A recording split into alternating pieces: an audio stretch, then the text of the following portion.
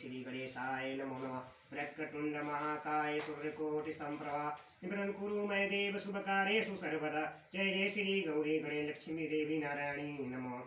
जय गिरीश गिरिजा सुमन मंगल मूल सुजान कहा तो देवदास तुम देव भय वरदान। जय शंकर जैन कंठ हमारे प्रभु सरजन कंठ भरान। ओम कपूर गौरम कदम तारम संसारम मुस्कदारम सदा वसंतम तारविंदे भवम भवानी सहितम नमामि नीलकंठम महादेव तुम्हें सदा जय जय करो। हर हर महादेव तुम्हें सदा जय जय करो। नीलकंठम कंठे यस्य विराजते यही गरला गंगा जलम मस्तके बामे अंगे गिरिराज रजत तनयजा भवानी पतियहम नंदी स्कंदगण विधाज सहित श्री विश्वनाथ प्रभु काशी मंदिर स्थितोखिल गुरु देता सदा मंगलम। कपूर गौरम कर्वम तारम संसार सारम भुजगेंद्रहारम सदा वसंतम हिदारविंदे भवम भवानी सहितम नमामि।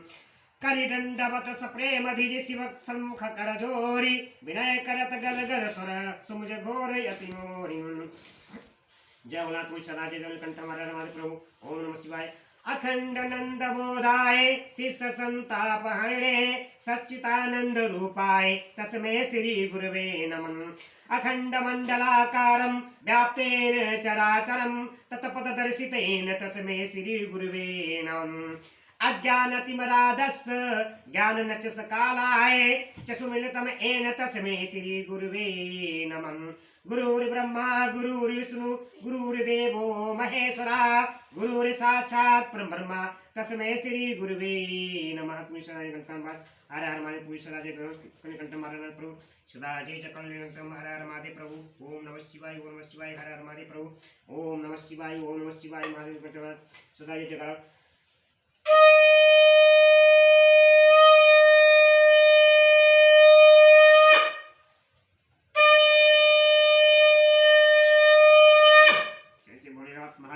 सदा जय कंठ प्रभु नीलकंठ महादेव पूरी सदा जय जयकार। हर हर महादेव तुम्हें सदा जय जयकार। नीलकंठ महादेव प्रभु जय जय श्री प्रभु जय जय श्री प्रभु। यूट्यूब चैनल के माध्यम से मैं श्री शिव महापुराण कथा सुनाने जा रहा हूँ रुद्र संहिता से। जो कल मैंने कथा सुनाई थी संध्या तपस्या के द्वारा भगवान शिव की स्तुति तथा उससे संतुष्ट हुए शिव का उसे अभिष्ट वर देने मेधातिथि की यज्ञ में भेजना, जो मैं आज कथा सुनाने जा रहा हूँ महाशिव पुराण कथा से और रुद्र संहिता से। जो आज कथा है संध्या आत्माहुति उसका अनुगति के रूप में अवतरण होकर मुनिवर वशिष्ठ के साथ विवाह करना और ब्रह्मा जी का रुद्र के विवाह के लिए प्रयत्न और चिंता तथा भगवान विष्णु का उन्हें शिवा की आराधना के लिए उपदेश देकर चिंता युक्त करना। अध्याय 7-10 से जो इस कथा को सुनेगा आगे करे शेयर करेगा कमेंट करेगा लाइक करेगा उसको भगवान सदाशिव कृपा बना रखेंगे और उसके घर के सारे दुख भाग जाएंगे और कलयुग के सारे पाप भाग जाएंगे। हर हर महादेव तुम्हें सदा जय जयकार भोलेनाथ महादेव। ब्रह्मा जी कहते हैं कि नारद जब वर देखकर भगवान शंकर अज्ञान हो गए तब संध्या भी उसी स्थान पर गई जहां मुनि मेधातिथि यज्ञ कर रहे थे। भगवान शंकर की कृपा से उसे किसी ने वहां नहीं देखा।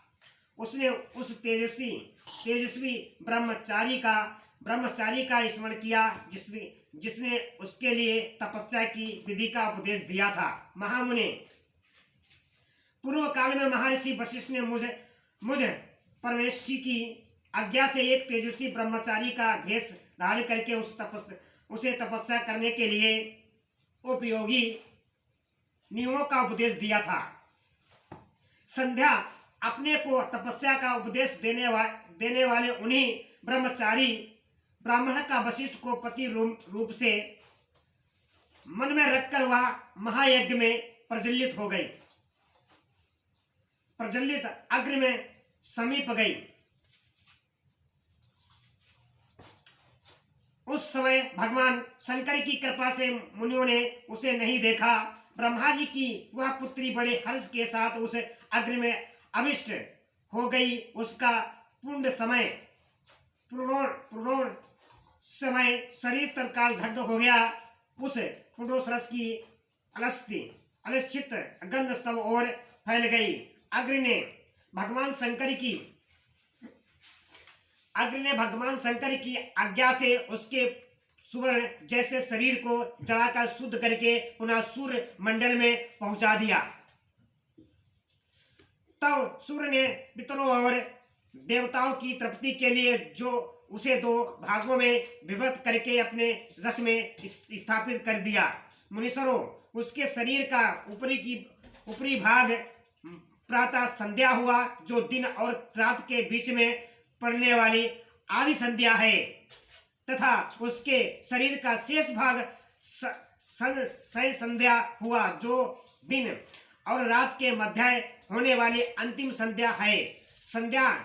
संध्या सदा ही पितरों को प्रसन्नता प्रदान करने वाली होती है। सूर्य उदय से पहले जब अरुणोदय हो, प्राचीन के चित्त जमे लाल छा जाए, तब प्रातः संध्या प्रकट होती है, जो देवताओं को प्रसन्न करने वाली है। जब लाल कमल के समान सूर्य अस्त हो जाते हैं, उसी समय सदा से संध्या उदय होता है, जो पितरों को आनंद प्रदान करने वाली है। परम दयालु भगवान शिव ने उसके मन सहित प्राणों को दिव्य शरीर से युक्त देहधारी बना दिया। जब मुनि के यज्ञ की समाप्ति का अवसर आया, तब वह अग्नि की ज्वाला में महर्षि मेधातिथि को तपाए हुए सुवर्णमणि की सी कांति वाली पुत्री के रूप में प्राप्त हुई। मुनि ने बड़े आमोद के साथ उस समय उस पुत्री को ग्रहण किया। उन्होंने यज्ञ के लिए उसे नहलाकर अपनी गोद में बैठा लिया। शिष्यों से घिरे हुए महामुनि मेधातिथि को वह बड़ा आनंद प्राप्त हुआ। उन्होंने उसका नाम अनुदति रखा। वह किसी भी कारण से धर्म का अवरोध नहीं करती थी, अतः उसी गुण के कारण उसने स्वयं यह त्रिभुवन विख्यात नाम प्राप्त किया। देवेश्वरी यज्ञ को समाप्त करके कृत हो वे मुनि पुत्री की प्राप्ति होने से बहुत प्रसन्न थे और अपने शिष्यों के साथ आश्रम में रहकर सदा उसी का लालन पालन करते थे। देखी देवी अनुदति चंद्रभागा नदी के तट पर ताप सरंड के भीतर मुनिवर मेधातिथि के उस आश्रम में धीरे धीरे बड़ी होने लगी। जब वह विवाह के योग्य हो गई तब मैंने विष्णु तथा महेश्वर ने मिलकर मुझ ब्रह्मा के पुत्र वशिष्ठ के साथ उसका विवाह करा दिया। ब्रह्मा, विष्णु तथा महेश के हाथों से निकले हुए जल से शिप्रा आदि 7 परम पवित्र नदियां उत्पन्न हुई। मुने मेधातिथि की पुत्री महासदमी अनुरति समस्त पतिव्रताओं में श्रेष्ठ थी। वह महर्षि वशिष्ठ को पति रूप में पाकर उनके साथ बड़ी शोभा पाने लगी। उससे शक्ति आदि शुभ एवं श्रेष्ठ पुत्र उत्पन्न हुए। मुनि श्रेष्ठ वह प्रीतम पति वशिष्ठ को पाकर विशेषा शोभा पाने लगी। मुनि शिरोमणि, इसी प्रकार मैंने तुम्हारे समक्ष संध्या के पवित्र चरित्र का वर्णन किया है, जो समस्त कामनाओं को फलों को देने वाला परम पावन और दिव्य है। जो स्त्री या शुभ व्रत का आचरण करने वाला पुरुष इस प्रसंग को सुनाता है, वह संपूर्ण कामनाओं को प्राप्त कर लेता है। इसमें अन्यथा विचार करने की आवश्यकता नहीं है। प्रजापति ब्रह्मा जी की यह बात सुनकर नारद जी का मन प्रसन्न हो गया और वे इस प्रकार बोले। नारद जी ने कहा कि ब्राह्मण आपने अनुदति की तथा पूर्व जन्म की उसकी स्वरूप भूता संध्या बड़ी उत्तम दिव्य कथा सुनाई है, जो भी शिव भक्ति की वृद्धि करने वाली है। धर्म यज्ञ अब आप भगवान शिव के उस परम पवित्र चरित्र का वर्णन कीजिए, जो भी दूसरे के पापों का विनाश करने वाला उत्तम एवं मंगलदायक है। जब भी कामदेव रति से विवाह करके हर्ष पूर्वक चला गया, दक्ष आदि धन्य मुनि भी जब भी अपने अपने स्थान को पधारे और जब संध्या तपस्या करने के लिए चली गई, उसके बाद वहां क्या हुआ? ब्रह्मा जी ने कहा कि विप्रवर नारद, तुम धन्य हो, तुम धन्य हो, तुम धन्य हो, भगवान शिव के सेवक हो। अतः शिव की लीला से युक्त जो उनका शुभ चरित्र है उसे भक्ति पूर्वक सुनो। तात पूर्व काल में एक बार जब मोह में पड़ गया और भगवान शंकर ने मेरा उपहास किया, तब मुझे बड़ा क्षोभ हुआ था। वस्तुतः शिव की माया ने मुझे मोह लिया था, इसीलिए मैं भगवान शिव के प्रति ऐश्वर्य करने लगा। किस प्रकार सो बताता हूँ सुनो। मैं उस स्थान पर गया जहाँ दक्ष राजमुनि उपस्थित थे, वहीं रति के साथ कामदेव भी था। नारद, उस समय मैंने बड़ी प्रसन्नता के साथ दक्ष तथा दूसरे पुत्रों को संबोधित करके वार्तालाप आरंभ किया। उस वार्तालाप के समय मैं शिव की माया से पूर्णतः मोहित था, अतः मैंने कहा, पुत्रों, तुम्हें ऐसा प्रयत्न करना चाहिए जिससे महादेव जी किसी कांति वाली स्त्री का परिग्रहण करें। इसके बाद मैंने भगवान शिव को मोहित करने का भार रति सहित कामदेव को सौंपा। कामदेव ने मेरी आज्ञा मानकर कहा कि प्रभु, सुंदरी स्त्री ही मेरा अस्त्र है, अतः शिव जी को मोहित करने के लिए किसी नारी की सृष्टि कीजिए। यह सुनकर मैं चिंता में पड़ गया और लंबी सांस खींचने लगा। मेरे उस निश्वास से राशि पुष्पों से विभूषित बसंत का प्रादुर्भाव हुआ। बसंत और मलयनिल ये दोनों मदन के सहायक हुए। इनके साथ जाकर कामदेव ने वामदेव को मोहिनी की बराबर चेष्टा की, परंतु उसे सफलता न मिली। जब वह निराश होकर लौट आया, तब उसकी बात सुनकर मुझे बड़ा दुख हुआ। उस समय मेरे मुख से जो निश्वास वायु चली उसी से मारगणों की उत्पत्ति हुई। मदन की सहायता के लिए आदेश देकर मैंने पुनः उन सबको शिवजी के पास भेजा, परंतु महान प्रयत्न करने पर भी वे भगवान शिव को मोह में न डाल सके। काम सब परिवार लौट आया और मुझे प्रणाम करके अपने स्थान को चला गया। उसके चले जाने पर मैं मन ही मन सोचने लगा कि निरंकार तथा मन को बस में रखने वाले योग परायण भगवान शंकर किस स्त्री को अपनी सधर्मिणी बनाना कैसे स्वीकार करेंगे। यही सोचते सोचते मैंने भक्ति भाव से उन भगवान श्री हरि का स्मरण किया, जो साक्षात शिव स्वरूप तथा मेरे शरीर के चंद्र जन्मदाता है। मैंने दीन वचनों से उनकी युक्त शुभ स्तुतियों द्वारा उनकी स्तुति की। उस स्तुति को सुनकर भगवान शीघ्र ही मेरे सामने प्रकट हो गए। उनके 4 भुजाएं शोभा पाती थी, नेत्र प्रफुल्ल कमल के समान सुंदर थे। उन्होंने हाथों में शंख चक्र गदा और पद्म ले रखे थे। उनके श्याम शरीर पर पीतांबरी बड़ी शोभा पा रही थी। वे भगवान श्री हरि भक्त प्रिय हैं, अपने भक्त उन्हें बहुत प्यारे हैं। उसके सबके उत्तम शरणदाता उन श्री हरि को उस रूप में देखकर मेरे नेत्रों में प्रेम आंसुओं की धारा बह चली और मैं गदगद कंठ से बराबर उनकी स्तुति करने लगा। मेरे उस स्तोत्र को सुनकर अपने भक्तों को दुख दूर करने वाले भगवान विष्णु बहुत प्रसन्न हुए। शरण में आए हुए मुझ ब्रह्मा से बोले कि महाप्रयाग विधाता लोक इष्टा ब्राह्मण, तुम धन्य हो, तुम धन्य। बताओ, तुमने किस लिए आज मेरा स्मरण किया है और किस निमित्त से यह स्तुति की जा रही है। तुम पर कौन सा महान दुख आ पड़ा है, उसे मेरे सामने इस समय कहो। मैं वह सारा दुख मिटा दूंगा। इसी विषय में कोई संदेह न अन्यथा विचार नहीं करना चाहिए। तब ब्रह्मा जी ने सारा प्रसंग सुनाकर कहा कि केशव, यदि भगवान शिव किसी तरह पत्नी ग्रहण कर ले तो मैं सुखी हो जाऊंगा। मेरे अत्यंत कारण का सारा दुख दूर हो जाएगा। इसके लिए इसी के लिए मैं आपकी शरण में आया हूँ। मेरी यह बात सुनकर भगवान मधुसूदन हंस पड़े और मुझे लोक इष्टा ब्रह्मा का हर्ष बढ़ाते हुए मुझसे शीघ्र ही यो बोले, विधाता, तुम मेरा वचन सुनो। यह तुम्हारे भ्रम का निवारण करने वाला है। मेरा वचन ही भेद शास्त्र आदि का ही वास्तविक सिद्धांत है। शिव ही सबके कर्ता भरता पालक और हरता सहारक हैं।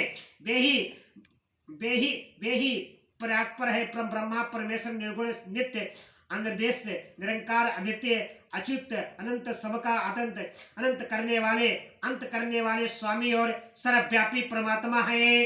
परमात्मा एवं परमेश्वर हैं। सृष्टि पालन और सहार के कर्ता तीनों गुणों के आश्रय देने वाले व्यापक ब्रह्मा विष्णु और महेश नाम से प्रसिद्ध रजगुण तत्व गुण तथा तम गुणों से परे माया से ही भेद युक्त प्रतीत होने वाले निरह माया रहित माया के स्वामी या प्रेरक चतुर सगुण स्वतंत्र और आत्मानंद स्वरूप निरंकल्प आत्मा राम निधदत और भक्त परवश सुंदर विग्रह से भी शोभित योगी नित्य योग परायण योग और मार्गदर्शक गर्भहारी लोकेश्वर और सदा दीन वत्सल हैं। तुम उन्हीं की शरण में जाओ सर्वात्मा शंभु का भजन करो। इससे संतुष्ट होकर वे तुम्हारा कल्याण करेंगे। ब्राह्मण, यदि तुम्हारे मन में यह विचार हो कि शंकर पत्नी का परिग्रह करें तो शिव को प्रसन्न करने के उद्देश्य से शिव का स्मरण करते हुए उत्तम तपस्या करो। अपने उस मनोरथ को हृदय में रखते हुए देवी शिवा का ध्यान करो। वे देवेश्वरी यदि प्रसन्न हो जाए तो सारा कार्य सिद्ध कर देंगी। यदि शिवा सगुण रूप से अवतार ग्रहण करके लोक में किसी की पुत्री हो मानव शरीर ग्रहण करे तो वे निश्चय ही महादेव जी की पत्नी हो सकती है। ब्राह्मण, तुम दक्ष को आज्ञा दो, मैं भगवान शिव के लिए पत्नी का उत्पादन करने के निमित्त स्वतः भक्ति भाव से पर्यंत पूर्वक तपस्या करें। तात शिवा और शिव दोनों को भक्त के अधीन जानना चाहिए। वे निर्गुण परम ब्रह्मा स्वरूप होते हुए भी स्वेच्छा से सगुण हो जाते हैं। विधे भगवान शिव की इच्छा से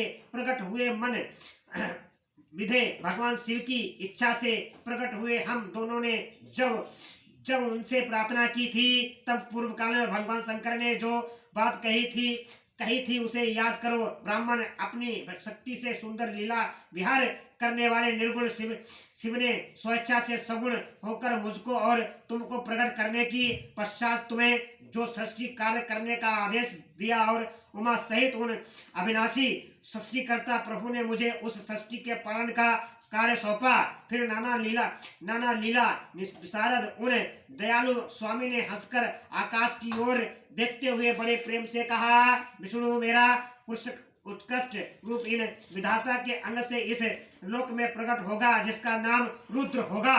रुद्र का रूप जैसा ही होगा जैसा मेरा है, वह मेरा पूर्ण रूप होगा। तुम दोनों को सदा उसकी पूजा करनी चाहिए। वह तुम दोनों के संपूर्ण मनोरथों की सिद्धि कराने वाला होगा। वही जगत का प्रलय कराने वाला होगा। वह समस्त गुणों का रिष्टा निवेश एवं उत्तम योग का पालक होगा। यदि तीनों देवता मेरे ही रूप हैं तथा विशेषता रुद्र मेरा पूर्ण रूप होगा। पुत्रो देवी उमा के भी 3 रूप होंगे। एक रूप का नाम लक्ष्मी होगा जो इन श्री हरि की पत्नी होगी। दूसरा रूप ब्रह्म पत्नी सरस्वती है। तीसरा रूप सती के नाम से प्रसिद्ध होगा। सती उमा का पूर्ण रूप होगी। वे ही भावी रुद्र की पत्नी होगी। ऐसा कहकर भगवान शंकर महेश्वर हम पर कृपा करने के पश्चात वहां से अंतर्धान हो गए और हम दोनों सुखपूर्वक अपने अपने कार्य में लग गए। ब्राह्मण, समय पाकर मैं और तुम दोनों समत्रिक हो गए और साक्षात भगवान शंकर रुद्र नाम से अवतरित हुए। वे ही इस समय कैलाश पर्वत पर निवास करते हैं। परिजेश्वर अब शिवा भी सती नाम से अवतरित होने वाली हैं। अतः तुम्हें उनके उत्पादन के लिए ही यंत्र करना चाहिए। ऐसा कहकर मुझ पर बड़ी भारी दया करके भगवान विष्णु अंतर्धान हो गए और मुझे उनकी बात सुनकर बड़ा आनंद प्राप्त हुआ। जय जय भोलेनाथ तुम सदा, जय जय कारो, हर हर महादेव तुम सदा, जय करो जय भोलेनाथ तुम शनिकंठम, हर हर महादेव तुम सदा, जय नीलकंठम। नमः शिवाय, ओम नमः शिवाय, ओम नमः शिवाय, ओम नमः शिवाय, हर हर महादेव तुम सदा, जय।